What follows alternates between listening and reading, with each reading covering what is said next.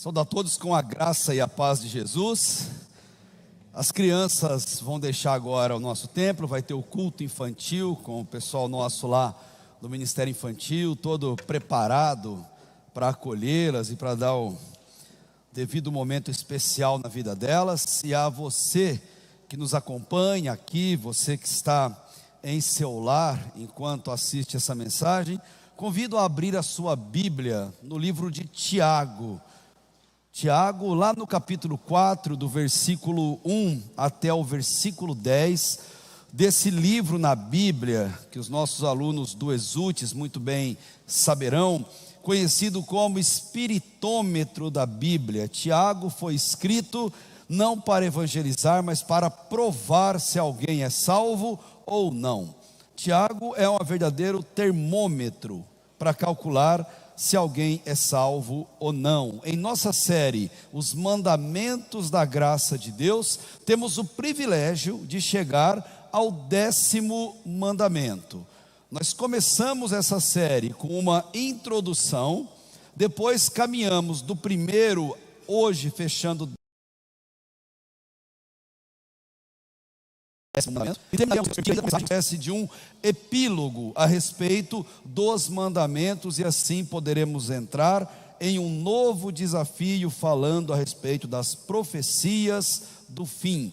Se Deus permitir, iremos até o final do ano falando a respeito disso. Os nossos jovens têm uma missão na igreja, que é impactar a geração em que eles vivem. E se queremos impactar uma geração, nós precisamos de sujeição. Sujeição é a solução, não há outro jeito. E o 10º mandamento traz esta mensagem. Em todos os mandamentos que foram dados por Deus, todos, sem exceção, ele proíbe o ato pecaminoso. E ao mesmo tempo, ele apresenta o caminho correto a ser praticado. Ele diz o que é proibido e mostra como devemos prosseguir em nossa vida com ele. O povo de Deus havia saído do Egito por aqueles dias, eles atravessaram o Mar Vermelho e estavam se preparando para caminhar deserto adentro até chegar à terra prometida. Deus os visitou, chamou Moisés no monte e ali deu a Moisés 2 placas de pedra contendo os mandamentos, as regras para uma relação espiritual entre homens e Deus, 4 mandamentos na primeira, e também para delimitar a relação entre pessoas, mandamentos horizontais, 6 na segunda placa. E os mandamentos, eles têm uma espécie de moldura. Que tipo de moldura?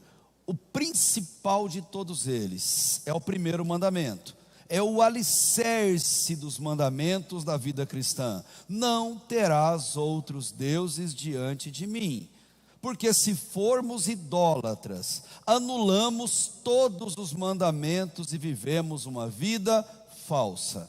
Nada tem valor se prestamos adoração a outros deuses, outras pessoas, outros pensamentos, outras ideologias, simplesmente porque outros deuses não existem. Eles são fruto da criação humana, criação deturpada. Primeiro mandamento, base, alicerce de todos eles. E o último mandamento, o 10º mandamento, ele fecha a moldura. Se o primeiro é o alicerce, o 10º é o telhado da casa. Ele baliza todos os demais, ele fecha os mandamentos e a mensagem que Deus quer nos trazer. Em todos os mandamentos, Deus mostrou como ele quer ser adorado. De que maneira ele espera a adoração daqueles que são os seus filhos. E nesses mandamentos horizontais, ele proibiu o ato pecaminoso. Por isso começa sempre com um não. Deus proíbe o ato, ele proíbe a ação ou o resultado de uma ação pecaminosa, e por isso ele diz: não desonrem os seus pais, de jeito nenhum. Certos ou errados eles são os seus pais, e pais merecem honra, e vocês jovens ouviram muito isso durante esse mês. Deus disse: não roube, não mate, não adultere, não dê falso testemunho contra o seu irmão. Ele proíbe o ato, e o falso testemunho é um dos piores pecados, porque mata-se alguém usando as mãos dos outros. Ele é vil, ele é sujo. Mas os mandamentos têm uma dimensão muito maior, muito mais profunda, que vemos agora nesse 10º e último mandamento. Deus proibiu o ato, mas Ele proibiu também a motivação que leva ao ato. E a motivação que leva ao ato é um sentimento torpe, nefasto, mesquinho, que habita por detrás de toda ação humana pecaminosa, toda ação humana destruidora. E percebam o que Deus vai falar nesse mandamento: a motivação é pior do que o ato. A motivação que leva a pecar é a mãe do pecado, é o pai do pecado, é a raiz, e ela sim é o problema. Por isso, Ele visita o seu povo e diz em Êxodo capítulo 20, versículo 17: não cobiçarás a casa do teu próximo, não cobiçarás a mulher do teu próximo. Casa e mulher, família do teu próximo, é o que significa.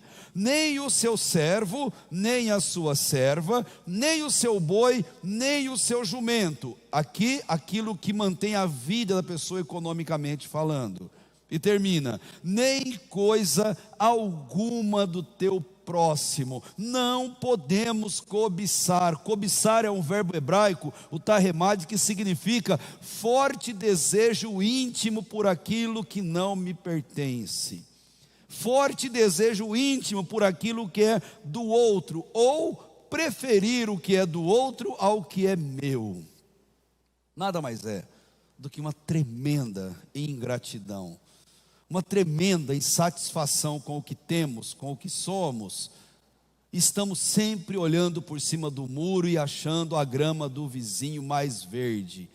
E não tem problema nisso, a grama do vizinho pode ser mais verde, mas cuide da sua.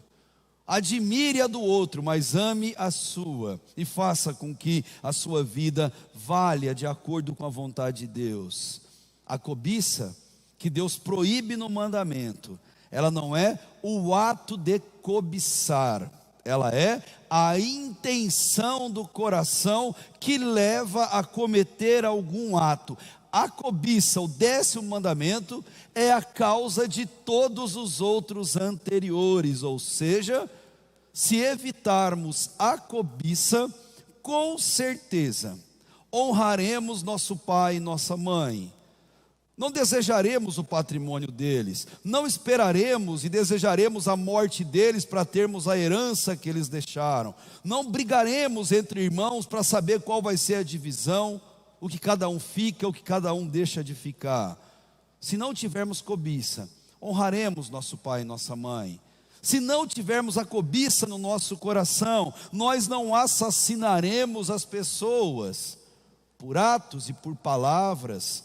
Nós também não roubaremos, não adulteraremos e muito menos daremos falso testemunho contra alguém, contra um inocente, para que ele perca a vida. Esses pecados são puro resultado de desejos frustrados no nosso coração. Veja o que a palavra de Deus vai nos mostrar.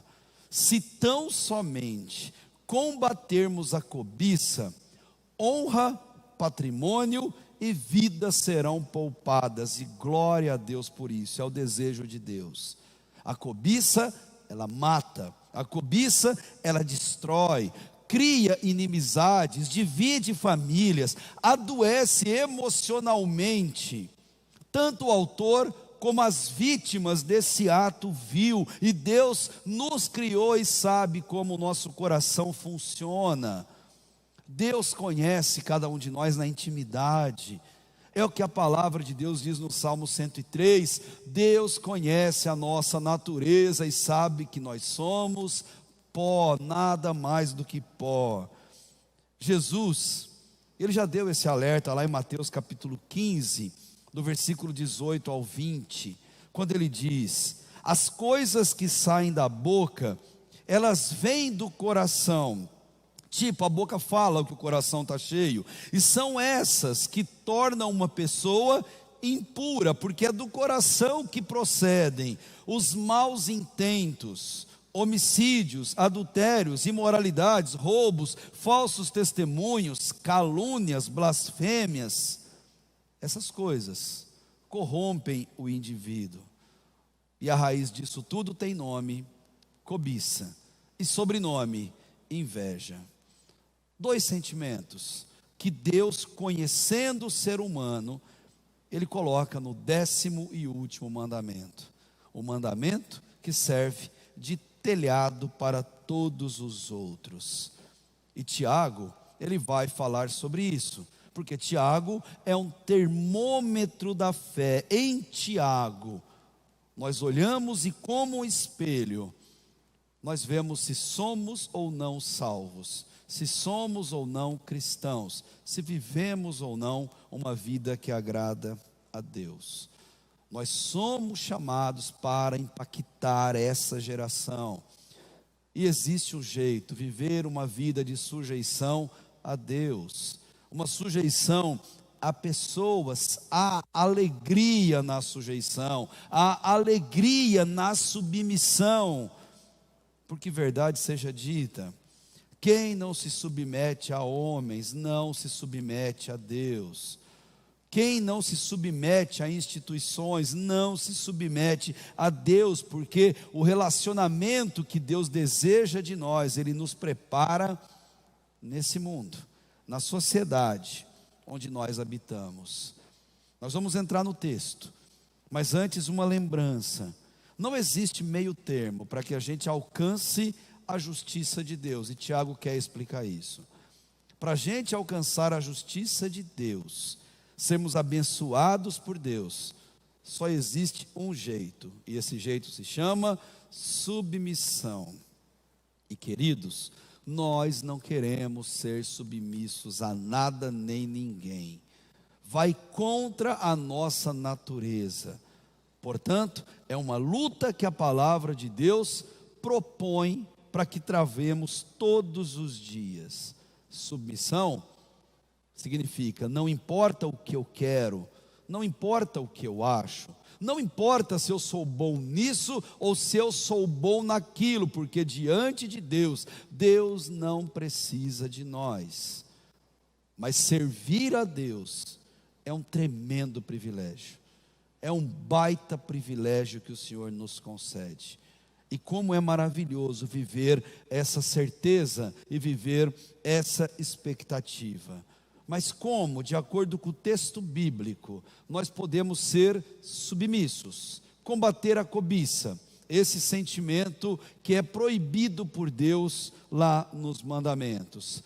Primeiro, controlando os desejos, que aqui Tiago vai chamar de paixões, versículo 1 até o versículo 6. E depois, sujeitando-se a Deus, versículo 7 até o versículo 10, ele vai trazer essa observação para todos nós. Eu quero convidar você, para um pouquinho, feche teus olhos e vamos orar, clamando para que Deus fale da maneira mais clara aos nossos corações. Deus, diante da tua palavra santa, nos rendemos, nos prostramos em temor e tremor, e pedimos a Deus para que o Senhor fale com cada um de nós. Pegue nossos corações em tuas mãos, e ao final, Deus, desta mensagem, desse culto, que possamos sentir a nossa vida mais próxima do Senhor, que possamos crescer não só no conhecimento, mas na graça que vem de Ti. Por isso te louvamos e oramos em nome de Jesus. Amém. O salvo, eu, você que nos assiste, o salvo tem um combate diário na sua vida, deve ter. Que combate é esse? Entre tantos, é combater a cobiça, é todos os dias se armar para lutar contra esse mal. E como que a cobiça se manifesta no coração humano? Ela se manifesta em forma de orgulho. Orgulho, aquele sentimento que é um potencial inimigo, aquele inimigo destruidor, divisor de águas. Se somos ou se não somos de Deus. E orgulho todos nós temos. O tamanho dele, quem vai definir é a sua vida de piedade com Deus. Não há quem não carregue a semente do orgulho no coração. Se o seu orgulho vai ser do tamanho de um hamster, de um camundongo, ou de um tiranossauro rex, de uma baleia cachalote, é você que vai definir com a sua vida de piedade com Deus. Você define o tamanho do seu orgulho, mas você não tem poder para não tê-lo dentro do seu coração. Ele já vem no nosso chip quando nós somos formados e nascemos. E nós precisamos combater, nós precisamos cuidar dele. E quando você lida com gente orgulhosa, uma das formas de combater o orgulho é evitar pessoas orgulhosas. Porque elas nos maltratam, elas nos fazem mal, elas nos apequenam, elas nos adoecem, elas nos fazem desistir da alegria e às vezes desistir da vida. E Paulo, quando falava a Timóteo, seus últimos conselhos na segunda carta, no capítulo 3, versículo 4 e 5, ele fala assim: Timóteo, meu filho, se você quer ser feliz na vida, olhe em volta. E quando você encontrar pessoas traidores, obstinados, orgulhosos, mais amigos dos deleites do que amigos de Deus, e com uma aparência de piedade, sabe o que você faz? Afasta-se deles. Não ande junto, meu filho, porque isso vai destruir a sua vida. Jovens, as escolhas que nós fazemos sobre com quem andamos, quem seguimos, quem assistimos, vai definir muito a nossa vida. Sujeição é a solução. Então, nessa primeira batalha, versículo 1 ao versículo 6, como que a gente vence, como que a gente evita a cobiça? Controlando as paixões do nosso coração. Versículo 1 ao versículo 6 de Tiago 4, acompanha comigo na sua Bíblia que você já tem aberta em suas mãos. De onde vêm as guerras e discórdias que há entre vós? Será que não vêm dos prazeres que guerreiam nos membros do vosso corpo? Cobiçais e nada conseguis, matais e invejais e não podeis obter, brigais e fazei guerras, nada tendes porque não pedis. Pedis e não recebeis, porque pedis de modo errado, só para gastardes em vossos prazeres. Infiéis, não sabeis que a amizade do mundo é inimizade contra Deus? Portanto, quem quiser ser amigo do mundo, se coloca na posição de inimigo de Deus. Ou pensais ser sem motivo que a Escritura diz: o Espírito que Ele fez habitar em nós tem muito ciúme. O Espírito Santo é ciumento, Ele tem ciúme de nós. Todavia, Ele nos dá maior graça. Portanto, Ele diz: Deus se opõe aos arrogantes, porém dá graça aos humildes. Para Tiago, paixões têm o significado de busca pelos prazeres, de busca pelo hedonismo, de busca por uma vida mais confortável, olhando para o próprio umbigo. É viver uma vida sem se importar com o próximo. É mais ou menos dizer assim: o que é meu, o meu dinheiro é meu, minha casa é minha, tudo é meu e eu vou usar para o meu prazer. Seja dormir, se alimentar, descansar, curtir. Isso vem da cobiça, pensar que tudo é nosso. E como muitas vezes nossas crianças, adolescentes e jovens têm esse pensamento, olham para nós pais como provedores patrimoniais da vida deles, e desde cedinho se acham donos do mundo, príncipes ou princesas do lar e da vida. A lógica mundana é: tudo é meu e eu não divido com ninguém. A lógica cristã ensinou certa vez o saudoso pastor João Batista Martins de Sá, quando ele disse: a lógica cristã é: quem tem, põe, quem não tem, tira. Essa é a lógica cristã. Se você tem, você põe. Se você tem, você ajuda. Se você tem, você divide. Se você não tem, não há vergonha nisso. Você usa o que o outro tem e doou para que você pudesse utilizar. O que o mandamento proíbe é a gente não querer o que é do outro, porque isso gera a tragédia que ele chama de contendas, aqui no versículo 1, de onde vêm as guerras e discórdias que há entre vocês. Ele está falando para a igreja recém-inaugurada, que mal havia começado. E ele diz para a igreja: queridos, entre vocês tem guerra, discórdia, coisas que não poderiam acontecer. Existem guerras onde jamais deveria existir, que é no corpo de Cristo, na igreja. Guerras provocadas por pessoas ainda não redimidas, ou que ainda não entenderam o que de fato é o Evangelho de Cristo. Tiago está fazendo uma afirmação: na igreja de Cristo existem essas pessoas. Diante disso, qual pergunta você tem que fazer? Que eu tenho que fazer? É olhar para o texto e perguntar: será que eu sou uma delas? Será que sou eu? E não deixe o seu coração responder. Pergunte isso a Deus, pergunte isso em oração. E deixe a paz de Cristo, que excede todo entendimento, mostrar ao seu coração se é o caso ou não. Mas existem algumas dicas para descobrir quem são os causadores dessas guerras, discórdias, contendas, muito simples para descobrir. Sempre dizem: isso eu não concordo, isso eu não gosto, isso eu não faria, isso eu faria melhor, eu faria diferente, eu. E existe uma segunda maneira de descobrir, e essa vale para um teste para cada um de nós. E o teste é: você derrama alegria por onde você passa e em tudo que você faz? Ou você provoca tristeza, repulsa e decepção aos irmãos? Por exemplo, as pessoas querem te convidar para tudo, querem estar ao seu lado o tempo todo, ou querem a todo custo evitar a sua presença?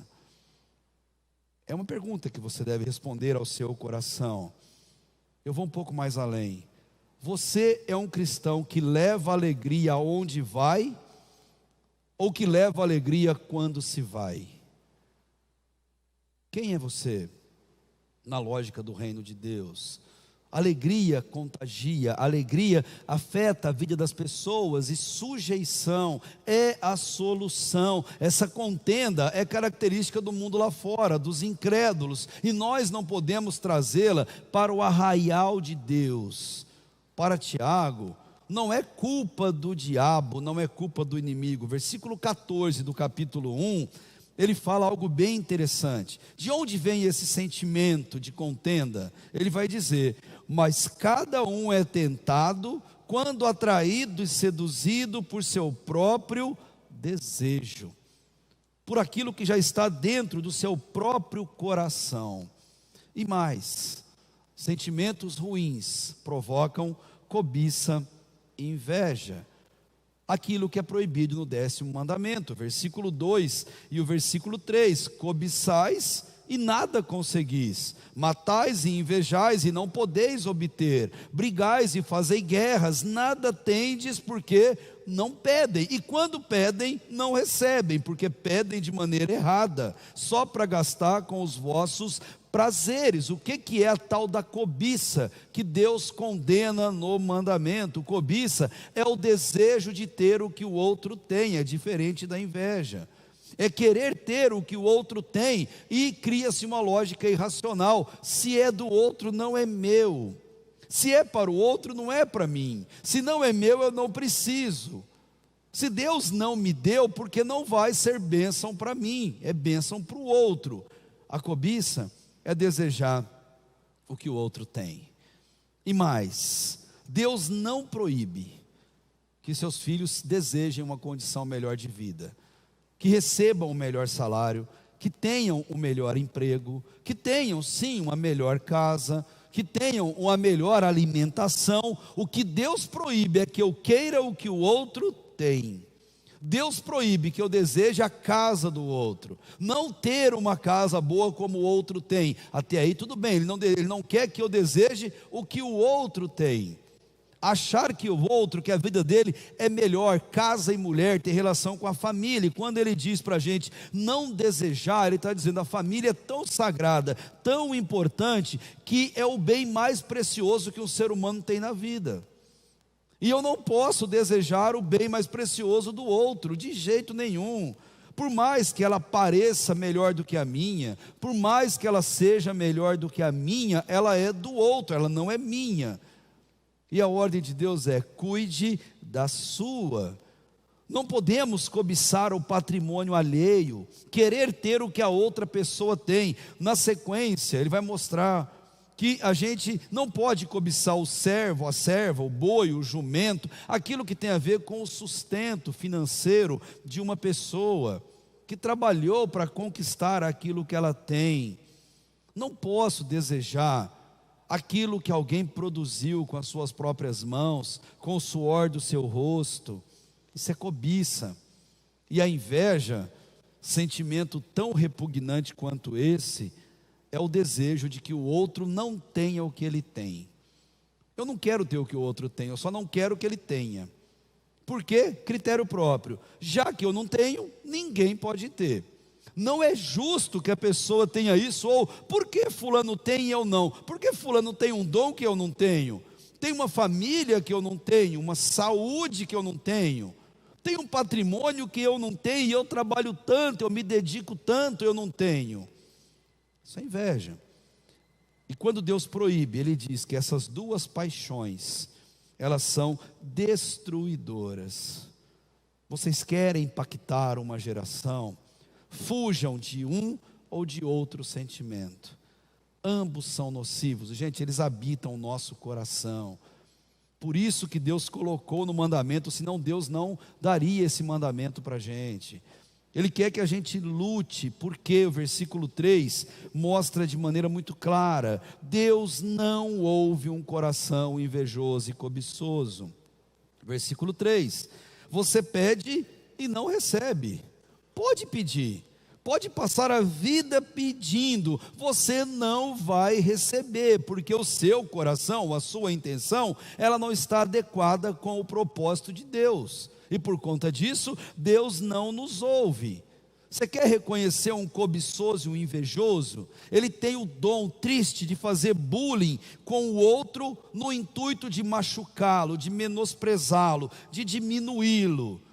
Ele faz isso pelo simples prazer de machucar a alma do outro, a alma do irmão.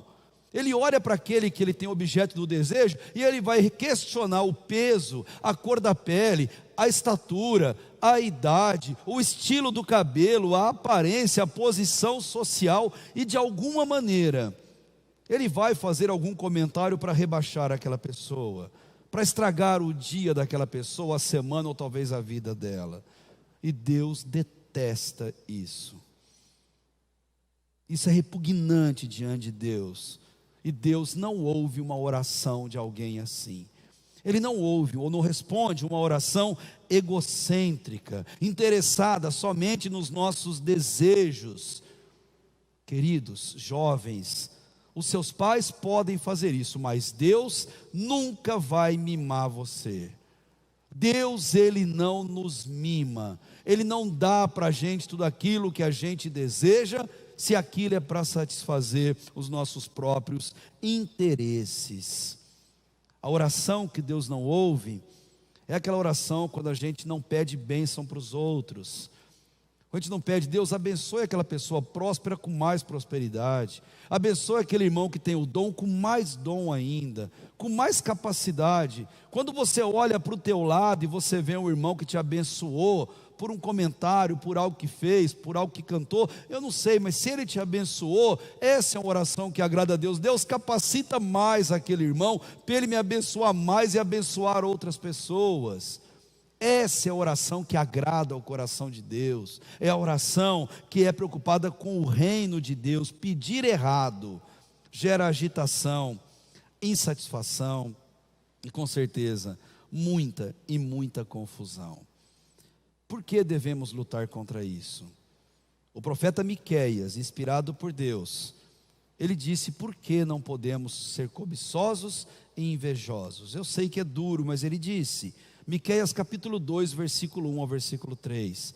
Veja só, ele disse: ai daqueles que planejam maldade, dos que tramam o mal em suas camas. Quando alvorece ou amanhece, eles o executam, porque isso eles podem fazer. Eles cobiçam terrenos e se apoderam deles, cobiçam casas e as tomam, fazem violência ao homem e à sua família, a ele e aos seus herdeiros. Portanto, assim diz o Senhor: estou planejando contra essa gente uma desgraça da qual vocês não poderão salvar-se. Vocês já não vão andar com arrogância, pois será tempo de desgraça. E no verso 5, vocês não estarão na Assembleia do Senhor. Duro julgamento de Deus para aqueles que têm um coração cobiçoso, invejoso e que se dedicam a esse sentimento. Quem cobiça e quem inveja não honra pai e mãe, mata, adultera, furta, dá mau testemunho ou diz falso testemunho, não adora a Deus, tem outros deuses diante de si, nem que seja o próprio ventre, vive uma idolatria, e sujeição é a única solução. Pastor Exaltino Coelho, um dos grandes nossos aí, recentemente falecido, ele tem uma frase muito bacana sobre o 10º mandamento.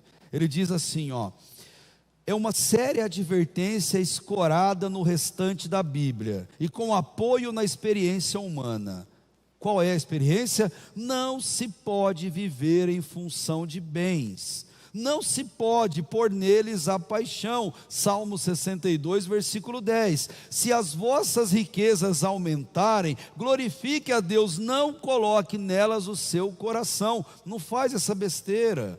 Use-as para a glória de Deus, use-as para honrar a Deus, use-as para ajudar aqueles que não têm a mesma sorte na vida. No passado, Satanás ele tentou destruir os cristãos, tirando deles os seus bens. Como vai dizer em Apocalipse 2, 9 e 10, como Jó é um grande exemplo. Ele tirou os bens dos cristãos para destruir o cristianismo. Não deu certo, o cristianismo aumentou exponencialmente. E Tertuliano de Cartago, um dos pais da igreja, vai dizer que o sangue dos mártires na terra foi a semente do evangelho. Satanás é esperto, então ele resolve mudar a tática. Ao invés de tirar os bens dos cristãos, ele começou a dar bens às pessoas. Aí a técnica funcionou. Muitos filhos de Deus têm na riqueza o maior entrave para uma vida cristã. Eu duvido você discordar disso. Nós temos muito mais dinheiro do que os nossos antepassados tiveram, e temos muito menos fé do que eles. Nós temos melhores condições financeiras e uma fé de dar vergonha perto da fé que eles tiveram e demonstraram. Hoje se cobiça mais, hoje se quer mais, e cada vez isso vai aumentando. Meredith, uma professora historiadora, uma vez ela teve um contato com um aluno africano que foi para uma universidade canadense. O pastor Exaltino registrou isso no livro de sua autoria, que fala da realidade dos 10 mandamentos. E ele conta a história envolvendo esse jovem. E eu quero ler para você um trecho curtinho, na página 163. Eis uma cena triste, narrada por Meredith, ao falar de um jovem africano que fora para o Canadá para estudar. Antes de vir para esse país, disse ele, para meus estudos, eu era um bom cristão.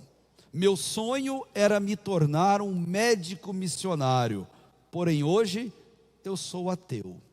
História comum nas universidades brasileiras. Por quê? Perguntou surpreendido seu interlocutor, e ele respondeu: porque desde que cheguei aqui, eu descobri que o homem branco tem dois deuses, um acerca do qual nos ensina e a quem ele ora. Na escola da missão me ensinaram que as doutrinas tribais dos meus antepassados, que adoravam imagens e criam em feitiçarias, eram errôneas e absurdas. Porém aqui, os senhores adoram imagens maiores, carros e artigos elétricos. Francamente, não vejo diferença entre um e outro. E não é mentira o que esse menino está falando. E ele continua: assombroso? Não deveria ser, a menos que a maioria das pessoas esteja tão apegada a seus pecados, que seja impossível vê-los. Vivemos numa sociedade que se diz cristã, mas que está baseada na cobiça e na ambição de possuir mais e mais coisas materiais. E o mais grave de tudo isso é que semelhante forma de idolatria quase não deixa tempo, força ou desejo de chegar a conhecer o Deus verdadeiro. E por isso aumenta-se o número dos desigrejados, dos ateus. E Salomão disse em Eclesiastes 5, versículo 10, o que todo mundo sábio deveria saber: quem ama o dinheiro não se fartará de dinheiro, nem o que ama a riqueza se satisfará ou se fartará com o ganho, porque isso é vaidade. Nos 10 mandamentos Deus colocou uma pirâmide hierárquica, Ele colocou uma regra para a gente seguir, e a ordem é: primeiro vem Deus, sempre Deus, depois a família, depois da família vem o nosso próximo, que está ao nosso lado, e só no fim vem as coisas. Por isso não podemos cobiçar ou invejar. Mas a coisa vai além. Versículo 4 ao 6, ele fala das amizades mundanas. Ele fala que a amizade do mundo é inimizade contra Deus, e quem quer ser amigo do mundo será inimigo de Deus. E ele diz, não é sem motivo que a Escritura diz que Deus, ele é ciumento de nós, ele tem ciúme da sua glória, tem ciúme do seu povo. E aqui, infiel e prostituição que ele está falando, tem a ver com mundanismo, com aquele desejo de ser igual a todo mundo, aquele desejo de copiar todo mundo, igual ou melhor do que todo mundo é. Esse mundanismo é aquilo: o meu carro tem que ser o melhor, a minha roupa tem que ser a melhor, tudo em mim tem que ser o melhor, e todo mundo tem que se curvar a mim, meu filho tem que ser o melhor, e por isso eu bebo, por isso eu faço sexo como todo mundo, minto como todo mundo, me divirto como todo mundo, e agir assim é amar o mundo. Fazer aquilo que todo mundo faz é mundanismo, e mundanismo é adultério espiritual. A definição de mundanismo é adultério espiritual. E o conselho, o salmista no Salmo 1, versículo 1, ele já deu 3 coisas a evitar. E aqui vale uma máxima: no mundo espiritual, a escolha que fizermos dos nossos amigos vai determinar quem será nosso inimigo. No mundo espiritual, a escolha que fizermos, me ouçam jovens, a escolha que fizermos de quem vai ser nossos inimigos, definirá quem será nosso inimigo. Se você escolher o mundo, Deus será seu inimigo, e não vale a pena ter inimizade com Deus. Dura coisa é cair nas mãos de um Deus irado, mas que é cheio de amor e que nos chama de volta, e sujeição é a solução. Sujeição é o jeito de Deus para a gente viver uma vida que o agrada, que evita esses pecados narrados aí nos mandamentos, especialmente no 10º. E do versículo 7 ao versículo 10, como ser submisso e como combater a cobiça? Sujeitando-se a Deus. Esse é o caminho, esse é o único jeito. Deus nos faz uma oferta salvadora e devemos responder a essa oferta feita. Devemos responder positivamente essa oferta. E Tiago faz isso de um jeito muito legal. Ele faz isso de 10 maneiras por meio de 10 verbos, mostrando como que a gente aceita essa oferta. E são 10 verbos na forma infinitiva, ou melhor, imperativa. São ordens, as quais devem ser cumpridas. Os 10 verbos significam: humilhem-se diante de Deus.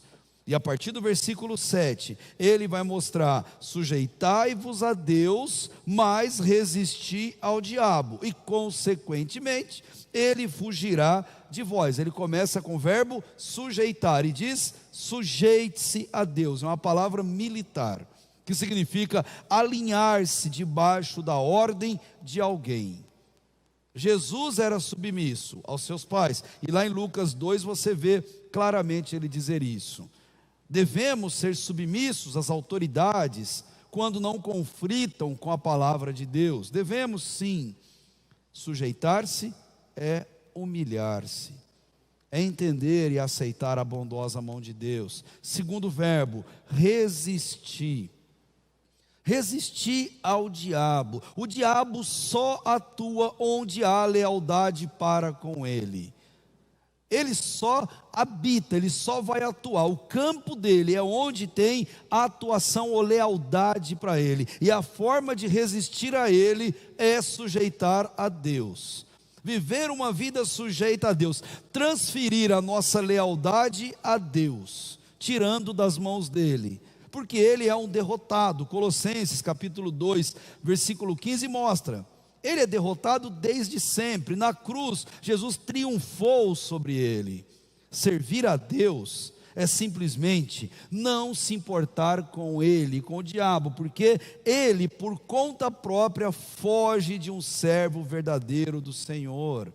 Ele foge da presença de um salvo de verdade, daquele que verdadeiramente ama a Deus. E por isso, Tiago nos dá esse conselho: sujeite-se a Deus e resista ao diabo. Esse é o segredo.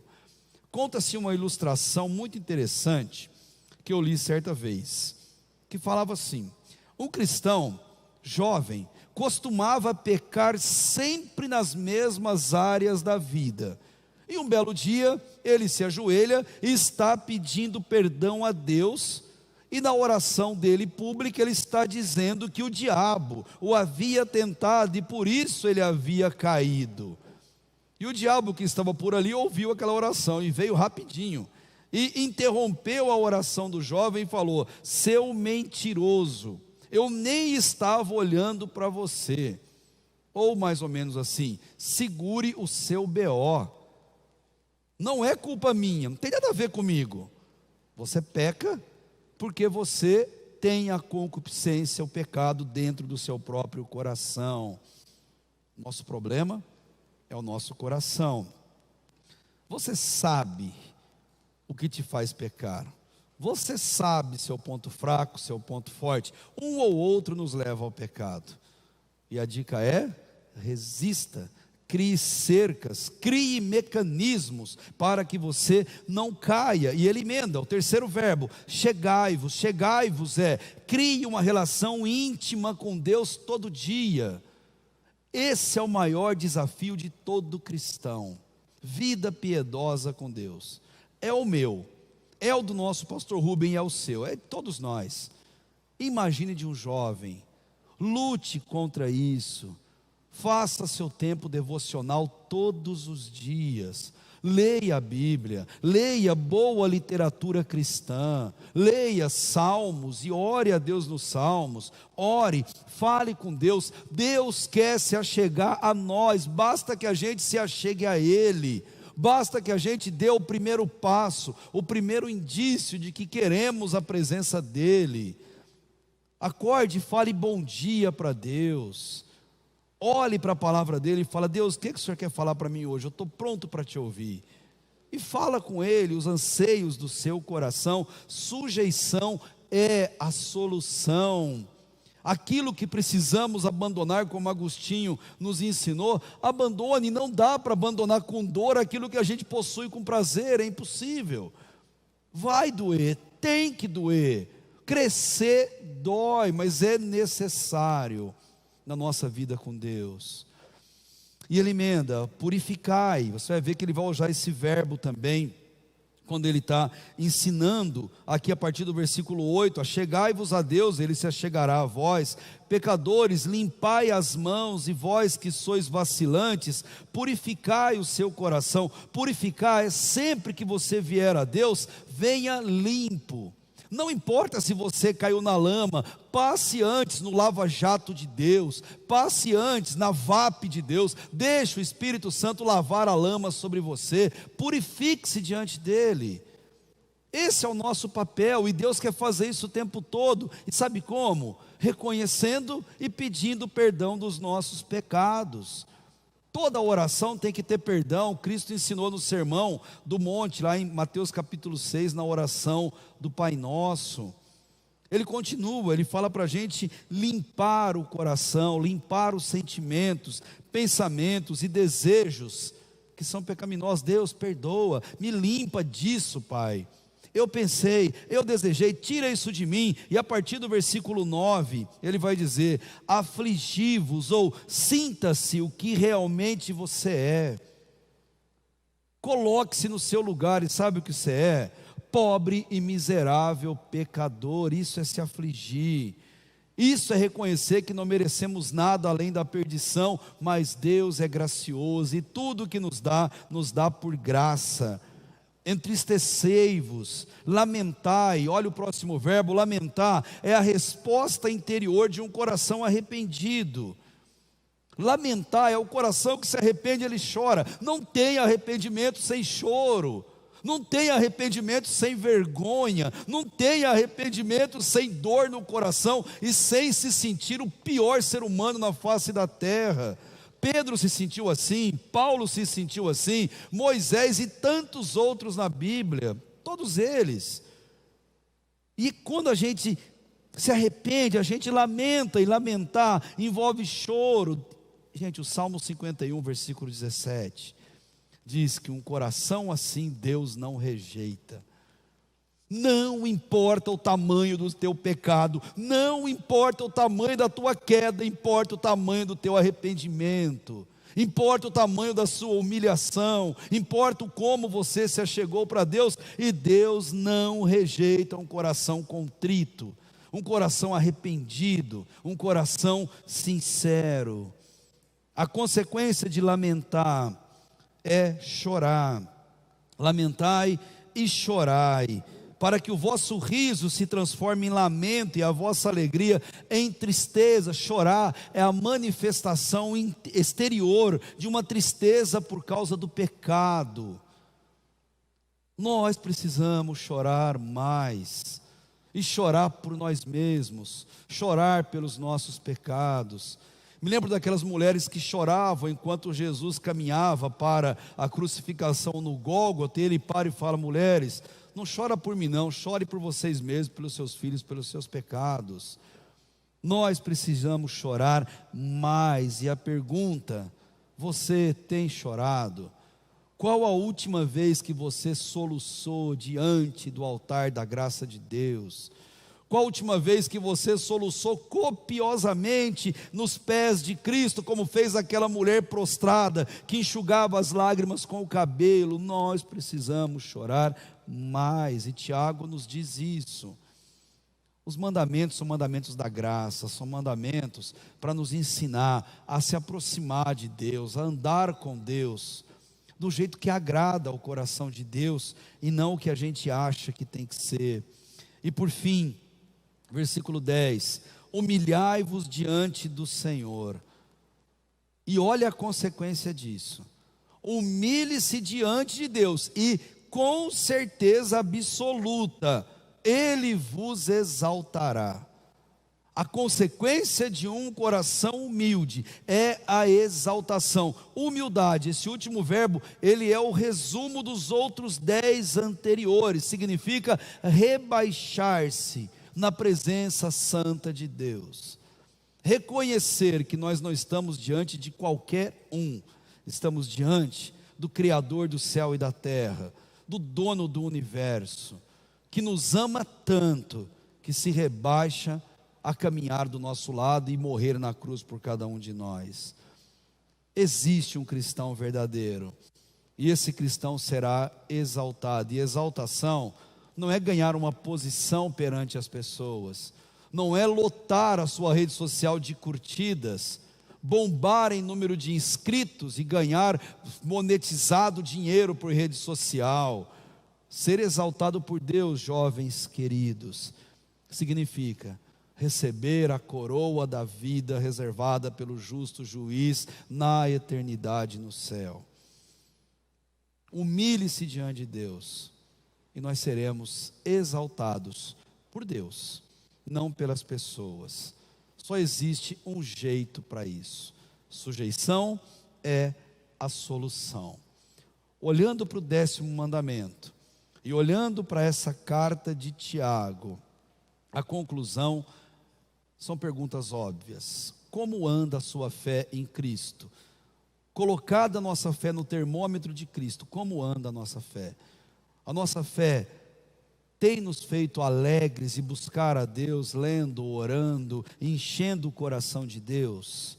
O que você provoca nas pessoas em sua volta, no trabalho, nos estudos, em casa ou mesmo na igreja? Você provoca alegria ou provoca repulsa? Você provoca paz, leva a paz, ou você dissemina contendas? Você tem lutado contra esses sentimentos ruins e clamado pela misericórdia de Deus?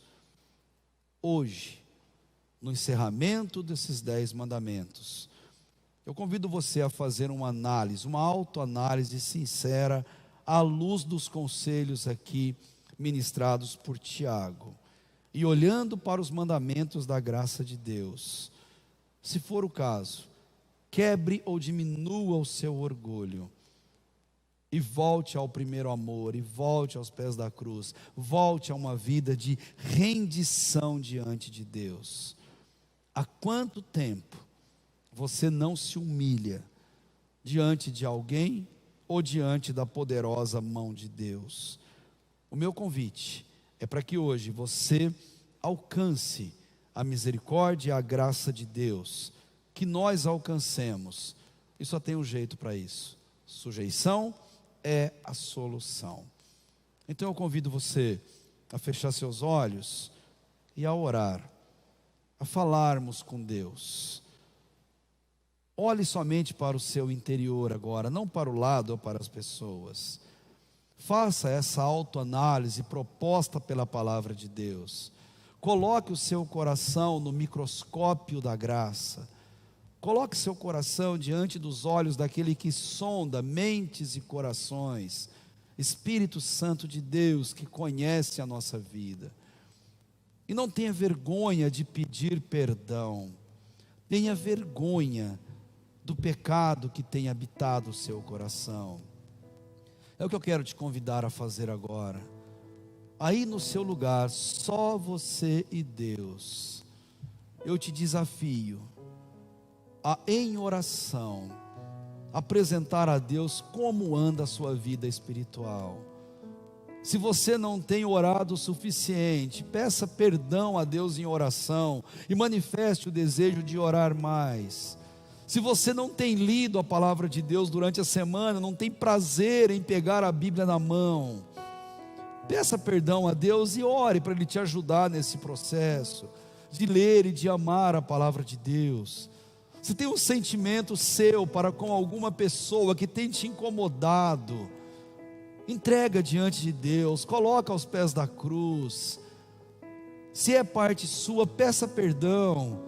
Se é participação de alguém, perdoe com sinceridade aos pés da cruz de Cristo.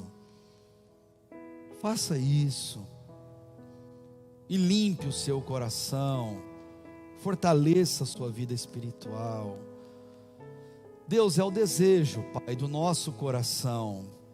Vivemos uma vida, Deus, que te agrada, uma vida como filhos leais, que te amam, que te servem e que querem viver de maneira digna na tua presença. Pai, ajuda-nos a combater esses sentimentos tão nefastos, tão ruins, tão negativos, ó Deus, que tanto fazem pessoas sofrer e faz também com que a gente mesmo sofra. Ajuda-nos, ó Deus, a entender a sua vontade, a amar sem reserva, a se entregar, a pedir perdão, a viver uma vida, Deus, que mostre o Senhor em todos os lugares onde nós estivermos. Abençoa nossos jovens, nossos adolescentes, ajude-os a combater, ó Deus, a vaidade, ajude-os a combater a frieza espiritual, ajude-os a combater cobiça, inveja e qualquer outro sentimento que não agrada ao seu coração. Ajude-nos como pais, como mães, como irmãos, como corpo de Cristo, a vivermos unidos em torno da Tua palavra. Obrigado, Deus, porque o Senhor ouve um coração contrito. Obrigado, porque o coração arrependido o Senhor não rejeita.